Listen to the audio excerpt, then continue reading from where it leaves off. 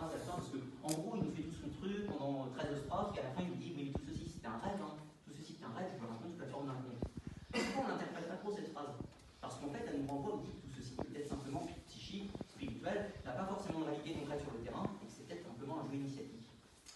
Mais les contes de Perrault, c'est quand même beaucoup ce qu'on trouve dans les revues du folklore, notamment. Donc, pourquoi pas? Piste de réflexion. Maintenant, les sources de Pierre Plantard.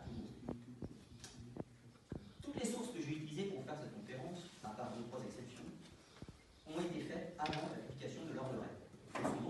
Elles sont donc accessibles à Plantard et à Dessalines. C'est important.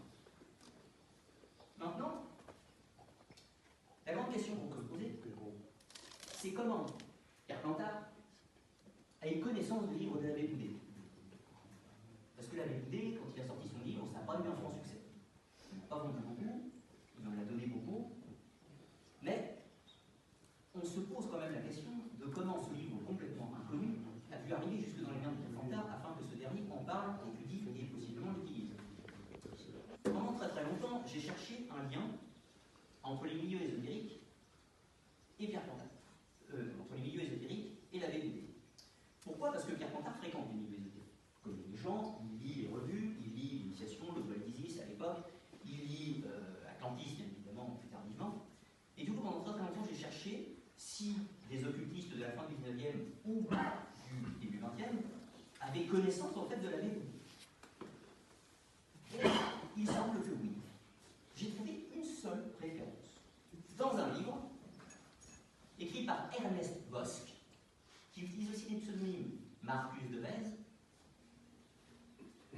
Jean Fallu, ou encore bibliophile Zacharie Gardner. Mais son nom le plus classique, c'est Ernest Bosc. Ce personnage, il a commis deux livres très intéressants, enfin 3 qui vont nous intéresser, mais il y en a 2 qui sont très intéressants. Pardon, les 3 sont intéressants, je me perds. Le premier, le plus ancien, c'est Isis dévoilée, 1892. Il associe Isis avec le principe du féminin sacré, connu sous des myriades de noms différents, représentant de la sagesse primordiale, qui est la sagesse à retrouver via des rites initiatiques, etc. Un peu plus tard, il écrit en 1902 La vie ésotérique de Jésus-Christ. Dans ce texte, il présente Marie-Madeleine comme la première confidente du Christ, il présente Marie-Madeleine comme la détentrice de l'héritage spirituel du Christ, il présente Marie-Madeleine comme étant la plus proche du Christ, et il la présente comme ayant une mission sacrée à accomplir par la suite. On est en 1902. Et le troisième livre, publié en 1910, c'est-à-dire le livre de l'abbé Boudet et de l'abbé Saunière, c'est Bélissama, ou l'occultisme celtique. À la page 32, l'abbé Boudet est cité pour ses étymologies linguistiques.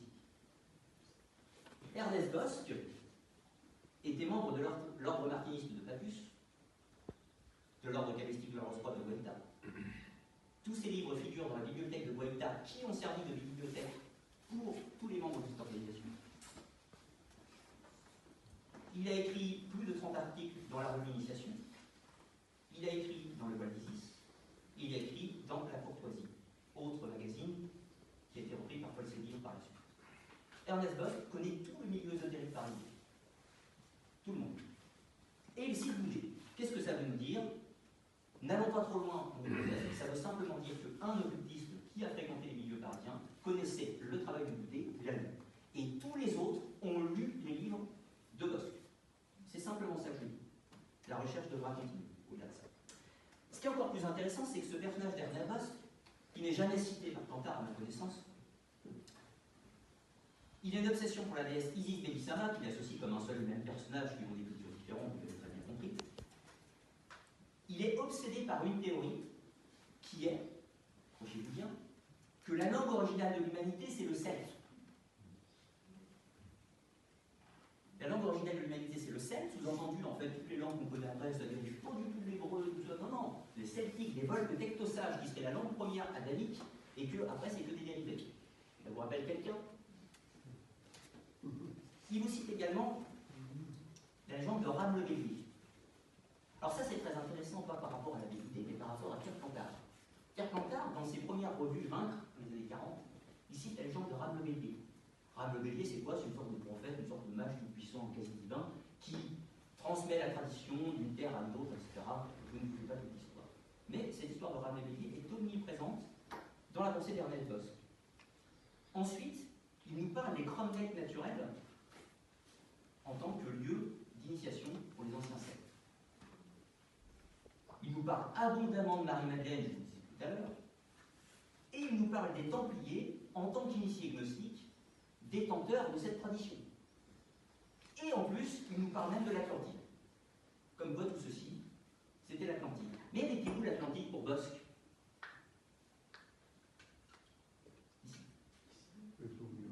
Attention, il ne le cite pas directement. Il ne cite pas l'eau, ni l'eau de vallée, ni le château, ni rien des autres. Il dit simplement, alors, les théories historiques de Ernest Bosc sont tout aussi abracadabrantes que celles que l'on a écoutées. Il ne s'agit pas du tout de les considérer comme une maladie. Il dit simplement, en fait, la tradition des brahmanes en Inde, la tradition de tout ce que vous voulez dans le monde, non, ça vient d'ici, des Celtes. Et l'origine des Celtes, il la situe dans les Pyrénées, dans le Roussillon, ou la zone, on va dire, de frontière Espagne-France, plutôt côté Méditerranée. Par là.